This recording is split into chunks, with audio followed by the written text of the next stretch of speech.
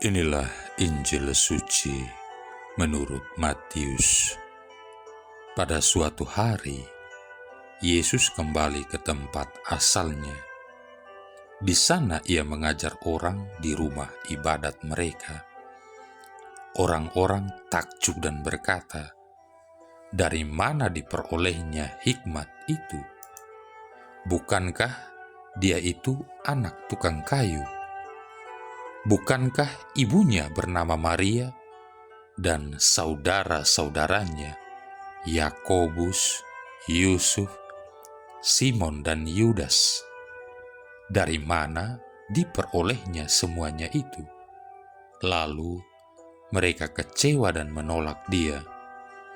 Maka Yesus berkata kepada mereka, "Seorang nabi dihormati di mana-mana, kecuali di tempat asalnya sendiri dan di rumahnya."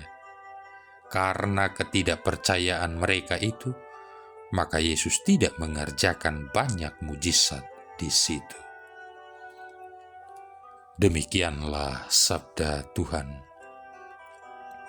Saudara-saudari yang terkasih, Yesus mengajar orang-orang melalui kata-kata dan perbuatan, dan banyak orang mulai mengikutinya. Sejumlah orang memberi tanggapan kepadanya secara positif selagi mereka mengalami kasih-Nya dan merangkul kebenaran yang diajarkannya. Di sisi lain, ada juga orang-orang yang kemudian meninggalkan dirinya karena mereka merasakan ajaran-ajarannya terlalu berat bagi mereka. Inilah yang dihadapi oleh Yesus di tempat asalnya. Nazaret adalah sebuah kota kecil yang terletak cukup jauh dari jalan yang biasanya ramai dilalui orang-orang yang melakukan perjalanan. Di kota kecil seperti itu, orang saling mengenal satu sama lain. Orang-orang Nazaret tergolong miskin dan harus bekerja keras untuk mencari nafkah agar dapat bertahan hidup. Ini adalah tempat di mana Yesus tinggal di masa kecilnya dan bertumbuh menjadi dewasa. Ia telah meninggalkan Nazaret untuk memulai karya pelayanannya di depan publik. Ketika dia kembali, ada dua hal yang terjadi, dan keduanya telah dinubuatkan dalam kitab suci, yakni ia menunjukkan pengetahuan dan hikmat yang besar, dan dia ditolak. Yesaya bab 11 ayat 2, bab 8 ayat 14. Saudara-saudari yang terkasih, apa yang sesungguhnya terjadi? Tentunya orang-orang senang bertemu dengan Yesus karena biar bagaimanapun juga mereka telah mengenal Dia bertahun-tahun lamanya. Mereka barangkali dipenuhi hasrat untuk mendengar Dia berbicara, dan memang pada awalnya mereka takjub mendengar kata-kata yang diucapkannya. Namun sayangnya, ketakjuban mereka tidak mampu membuka hati mereka atau memimpin mereka kepada kepercayaan.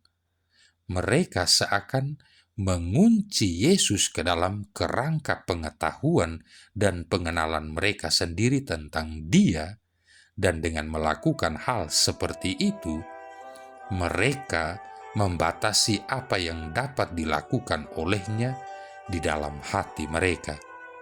Teman-temannya dan keluarganya mengenal dirinya dengan begitu baik, atau menurut pikiran mereka memang begitu, dan memandang dirinya terlalu seperti mereka sendiri, sehingga sebenarnya dengan demikian tidak memperkenankan Yesus menghasilkan perubahan-perubahan dalam diri mereka.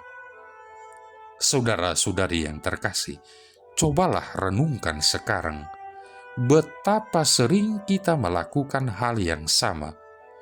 Kita mengikat Yesus dengan pengetahuan atau pengenalan dan pengalaman kita sendiri yang terbatas.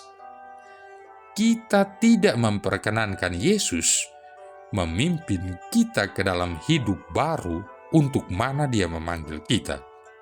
Sebaliknya, kita mencoba untuk mencocok-cocokkan atau menyesuaikan dirinya dan ajaran-ajarannya ke dalam cara kita beriman. Bukannya kita menyerupai diri kita dengan dirinya, kita malah mencoba untuk membuat dirinya menjadi serupa dengan kita. Walaupun demikian, kita tetap dapat mempunyai pengharapan. Bapa Surgawi telah memberikan Roh Kudus kepada kita untuk mengajar kita kebenaran tentang siapa Yesus ini.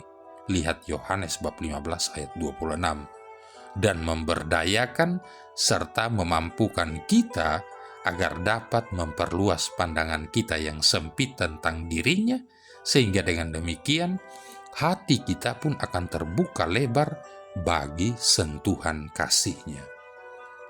Saudara-saudari yang terkasih, pada suatu kesempatan seorang rahib berjalan-jalan di desa dekat pertapaan.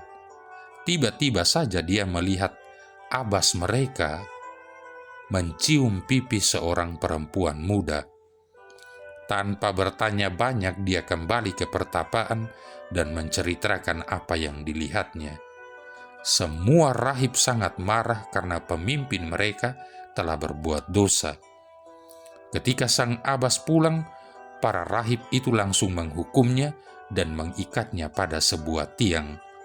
Mereka lalu memanggil perempuan itu dan meminta pertanggungjawaban dari perempuan itu.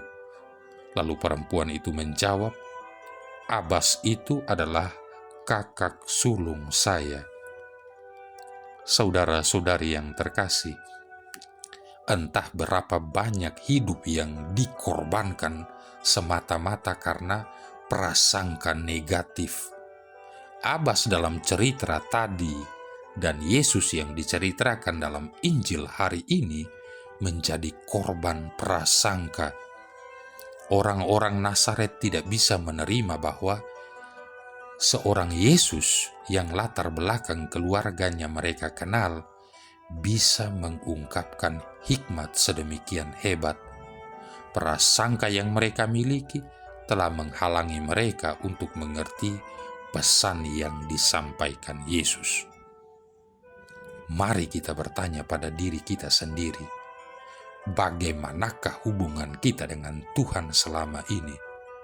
Sudahkah kita benar-benar mengenal dan mengasihi Tuhan sebaik kita dikenal dan dikasihi oleh-Nya? Ataukah hanya sok kenal tapi tak sayang? Marilah berdoa. Allah Bapa Maha Kuasa, kami sudah diberitahu jalan yang menuju hidup sejati, ialah Yesus Putra-Mu terkasih.